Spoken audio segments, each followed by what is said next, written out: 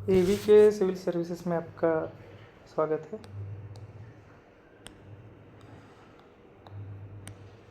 Last time हम लोगों ने प्रीलिम्स के ट्रिक्स के बारे में डिस्कशन किया था।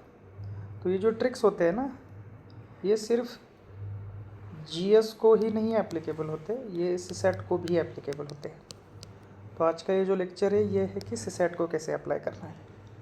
तो एक लॉजिक आपको याद रखना है जो हम जीएस में बहुत बार यूज़ करते हैं, वो ऐसा है कि extreme statements are mostly wrong. Right, आप जीएस में हमेशा ऑब्जर्व किया होगा जीएस में कि extreme statements are most probably wrongs होते हैं। मतलब ऑलवेज, नेवर, वेरी, ऐसे वाले जो स्टेटमेंट होते हैं ना, मोस्ट ऑफ द टाइम वो रॉन्ग होते हैं। ऐसा कुछ नो वन, फर्स्ट टाइम, ऐसे स्टेटमेंट यूजुअली हमने ऐसा ऑब्जर्व किया है कि वो रॉन्ग ही होते हैं। तो हम लोग क्या करेंगे, सीसेट में भी वो लॉजिक लगता है, तो आज उसका थोड़ा सा ट्रायल करेंगे कि वेदर इट इज़ एप्लीकेबल और नॉट। मैं बड़ा श्योर हूँ वो लगते हैं, बस आपको कुछ दे रहा हूँ। ये 2019 का सीसेट का पेपर है और इसके अंदर का पहला ही ये पैसेज है कि, तो मेरा अप्रोच बड़ा सिंपल होता है। मैं ये पहले नहीं पढ़ूँगा, पहले मैं इधर जाऊँगा। What is the main idea that can be inferred from this passage. Okay, तो आपको पता चलेगा देयर आर 4 ऑप्शंस यहाँ पे। अगर ये ऑप्शंस आपने पढ़े तो आपको पता चलेगा कि पहला है untouchability in India has not been taken seriously, political theories. तो आपको ऐसे लगता नहीं ये सच हो सकता है। मतलब नॉर्मली भी आपका जो लॉजिक है कि कभी सीरियसली नहीं लिया पॉलिटिकल थियरीज, नहीं, ये पॉसिबल नहीं है। फिर दूसरा स्टेटमेंट है कि historical injustice is inevitable in any society in always beyond repair. Beyond repair historical injustice कैसे हो सकता है? Not possible. हमारे यहाँ पे रिजर्वेशन के थ्रू किया जाता है हिस्टोरिकल इनजस्टिस रिपेयर, राइट, वो भी नहीं हो सकता है। तो थर्ड ऑप्शन को आप आ जाएंगे तो लिखा है कि social discrimination and bad depression have roots in bad economies. ये शायद आंसर थोड़ा बहुत हो सकता है अगर आपने देखा तो, बिकॉज ये बड़ा ही नॉर्मल स्टेटमेंट है। मतलब ये स्टेटमेंट अगर आप देखोगे तो थोड़ा सा नॉर्मल लग रहा है ये, कि शायद पैसेज पढ़ के ये पता चल सकता है क्या नहीं। ऑप्शन वे डी पे आते हैं। अब ये ऑप्शन देखिए आप, ये इसको देख के लग रहा है कि यही आंसर होगा। It is difficult if not impossible to repair every manifestation of historical injustice. Of course it is possible. अभी अगर आप पैसेज पढ़ने जाओगे तो आपको पता चलेगा कि अरे हाँ, शायद उसी के बारे में लिखा है। तो ये मेरे एक स्टूडेंट का पेपर है, उसके साथ जब मैं ये बात कर रहा था तो मुझे रियलाइज़ होगा कि आप पहले ऑप्शन पढ़िए। मेरा अप्रोच बड़ा सिंपल है। First option, first go for options and eliminate extreme statements. The moment आप ये देखो ना, यहाँ पे नॉट बिन, बियॉन्ड रिपेयर, इससे पता चलता है कि ये दो तो रॉन्ग है ही, बाकी का तो पता नहीं, ये दो तो 100% रॉन्ग है। ओके, अब ये स्टेटमेंट शायद सही हो सकता था, थर्ड वाला जो है सी वाला, लेकिन सबसे अप्रोप्रिएट अब अगर आप देखोगे तो यही स्टेटमेंट है। हम दूसरा भी क्वेश्चन देखते हैं। ओके, देखते हैं कि क्या है। अब ये पैसेज 2 है। पैसेज 2 में लिखा हुआ है, कुछ लिखा हुआ है मुझे तो पता नहीं। यहाँ पे आ जाते हैं डायरेक्टली ऑप्शन पे। उस पर मैं पहले ये थोड़ा सा आपके लिए रब कर देता हूँ।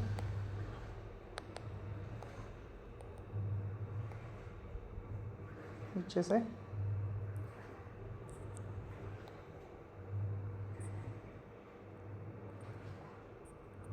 अभी ये देखिए, पहला है अजम्पशंस पूछा है कि अजम्पशंस क्या किए हुए है। देखिए एक बात याद रखना है, assumptions, inference,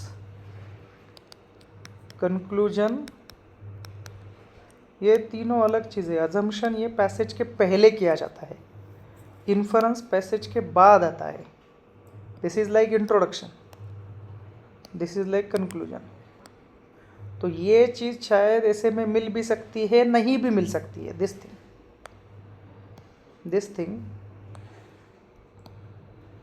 thing can exist in the passage और may not exist in the passage.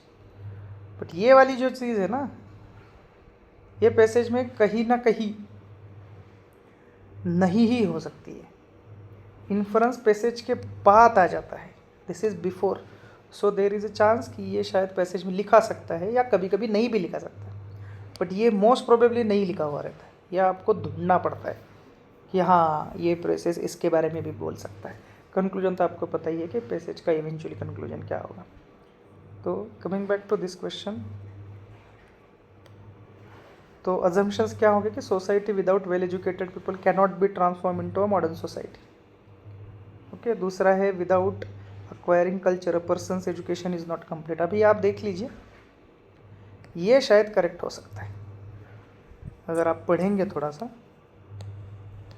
तो आपको पता चलेगा कि ये जो सेकंड स्टेटमेंट है it is a very generalistic statement, कुछ ऐसा एक्सट्रीम नहीं है कि हाँ कल्चर एक्वायर नहीं किया तो किसी का एजुकेशन कंप्लीट नहीं हो सकता, राइट।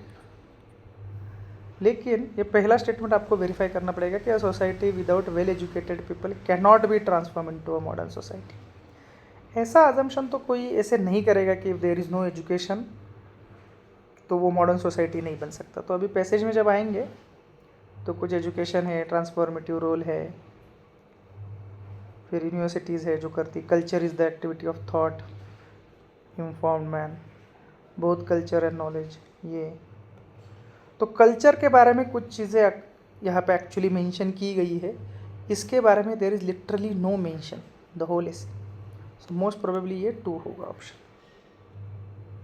अभी हम लोग नीचे आ जाते हैं, एक और पैसेज ले लेते हैं ताकि आपको ये पता चले कि द आंसर निकालना बड़ा इजी हो जाता है। अभी डायरेक्ट वापस अगेन हम लोग आएंगे ऑप्शन के ऊपर। अभी ये देखिए, ये कुछ तो सॉइल का वगैरह लिखा हुआ है, छोड़ दो एक सेकंड के लिए। Large scale soil erosion is a major reason for wide spread food security, ऐसा तो नहीं हो सकता। आपको लगता है ऐसे हो सकता है कि बस सॉइल इन इरोजन की वजह से फूड सिक्योरिटी का प्रॉब्लम हुआ है? फूड सिक्योरिटी किसी की वजह से भी हो सकती है। फिर सेकंड है सॉइल, वापस एक बार देखना है अजम्पशंस क्या है। फिर लिखा है soil erosion is mainly anthropogenic, actually this is very true. Okay, तो ये ऑप्शन शायद हो सकता है, मैं ये नहीं बोल रहा हूँ, ये है। फिर नीचे का ऑप्शन है कि sustainable management of soil helps in combating climate change, ये भी ऑप्शन अगेन हो सकता है। ये जो थर्ड वाला ऑप्शन है ये भी हो सकता है। तो अभी थोड़ा ऊपर पैसेज की तरफ जाते हैं।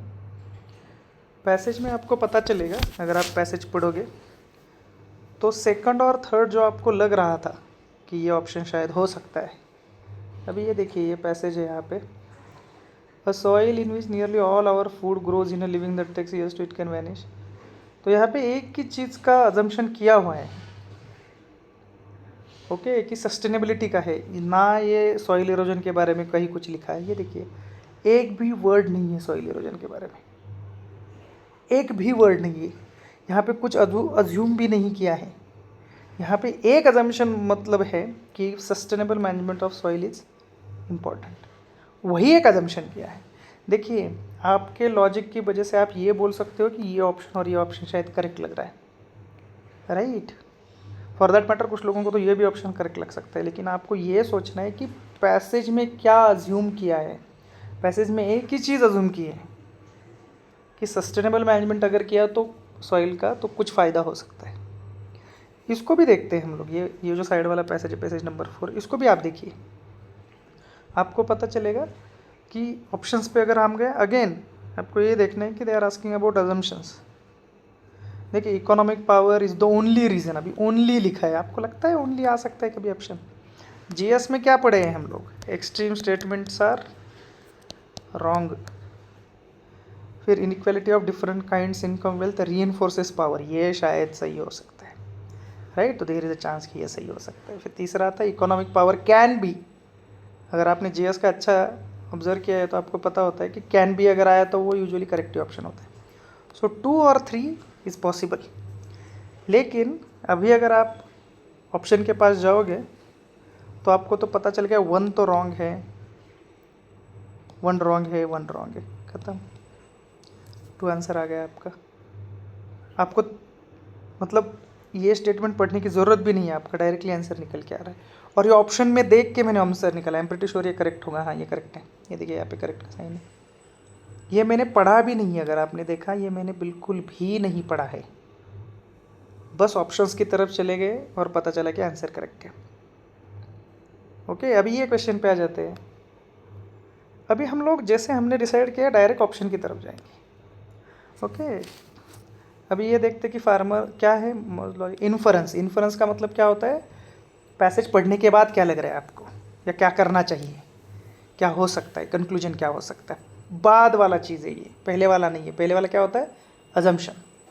पहला स्टेटमेंट है farmers who modernize their methods and diversify their fish will be in advance position in future. Yes, शायद ये करेक्ट हो सकता है, अपने को नहीं मालूम।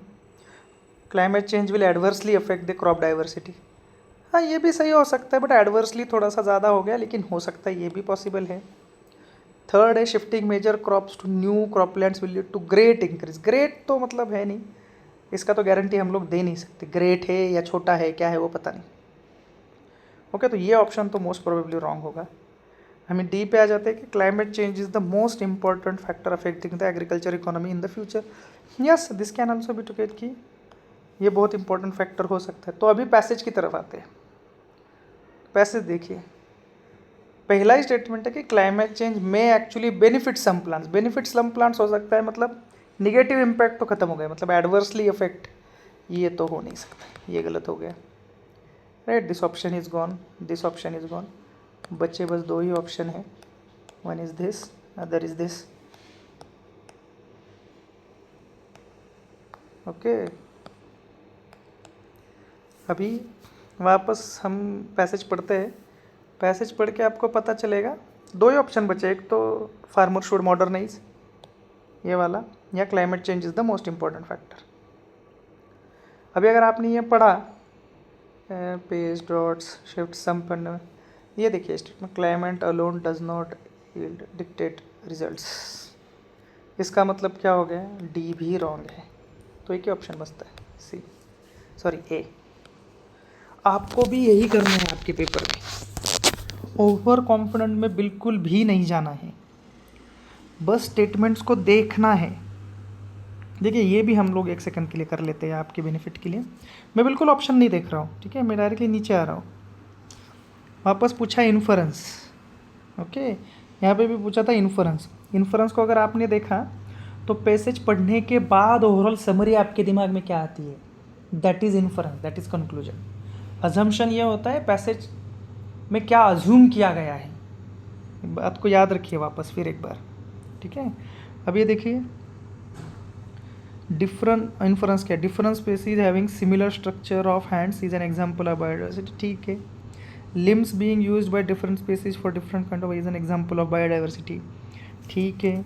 मैन एंड, ये भी ठीक है, ये भी ठीक है। Man and aforementioned animals having similar structure of limbs is an example of coincidence of evolution, ये भी ठीक हो सकता है। Man and aforementioned animals have a shared evolutionary history. देखिए, अभी अगर आपने ऑब्जर्व किया ये चारों ऑप्शन में, और अगर आपका अंग्रेज़ी थोड़ा सा ठीक है तो आपको पता चलेगा this is actually very appropriate. ये तीन भी करेक्ट है, लेकिन ये थोड़ा सा ना जनरल है, ऊपर से बड़ा वाइड आंसर है, मतलब पूरा के पूरा सा लंबा दिया हुआ है।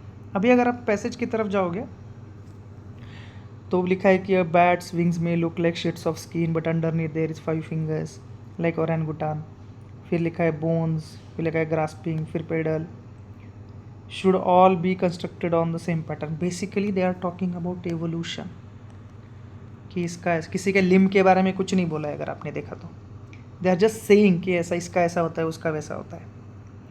ओके, तो ये जो है ना, ये बहुत ज़्यादा एप्लीकेबल होता है। आपको आपके पेपर में यही ढूंढना है कि वो कंक्लूजन पूछ रहे हैं, इन्फरेंस पूछ रहे हैं, या फिर अजम्पशंस पूछ रहे हैं, और इसमें से कौन सा करेक्ट लग सकता है। अजम्पशंस यूजुअली पैसेज में दिया हुआ रहता है या नहीं दिया हुआ रहता है, बट हो भी सकता है, नहीं भी हो सकता है। इन्फरेंस पैसेज पढ़ने के बाद आपको क्या फील आता है, एक लार्जर पिक्चर जो है वो क्या है, ठीक है। AVK सिविल सर्विसेज में आपका स्वागत है। Thank you very much.